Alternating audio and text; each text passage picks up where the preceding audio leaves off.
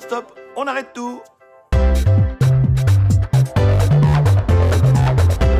Bonjour à tous et bienvenue dans la Minute Juridique. Alors régulièrement, je vous explique un point de droit immobilier simplement, parfois avec un peu d'humour et surtout en essayant de ne pas vous endormir. Lors de l'épisode précédent, je vous ai parlé des délais légaux de restitution du dépôt de garantie par le bailleur à son locataire. 1 mois ou 2 mois selon la situation.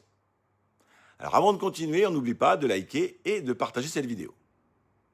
Aujourd'hui, je vais vous parler des sanctions qu'encourt le bailleur. Eh bien c'est simple, retard égale pénalité. Beaucoup pensent que les pénalités sont calculées sur le montant du dépôt de garantie. Eh bien pas du tout. La loi est très claire.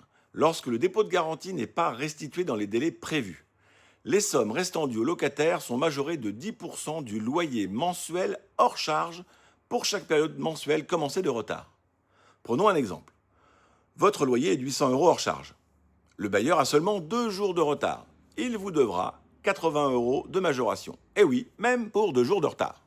S'il a un mois complet de retard, eh bien c'est toujours 80 €. 2 mois, 160, 3 mois de retard, 240, etc.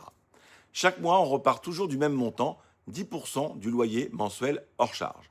C'est simple, mais c'est une règle qui est souvent mal connue et mal comprise. Alors vous allez me demander, et si mon dépôt de garantie ne m'est toujours pas restitué? Eh bien, ne restez pas sans rien faire. Commencez par envoyer une mise en demeure, par lettre recommandée avec accusé de réception, en demandant la restitution du dépôt de garantie ainsi que les majorations prévues par la loi. Et si ça ne suffit pas, eh bien vous pourrez saisir la commission départementale de conciliation lorsque le litige relève de sa compétence ou directement le juge des contentieux pour obtenir le remboursement des sommes qui vous sont dues.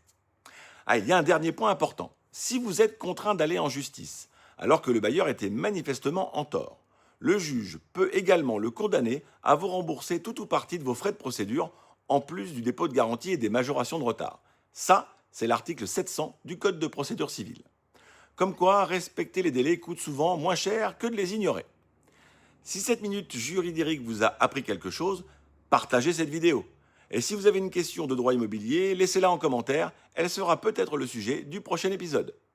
Je vous dis à très bientôt pour une nouvelle minute juridique.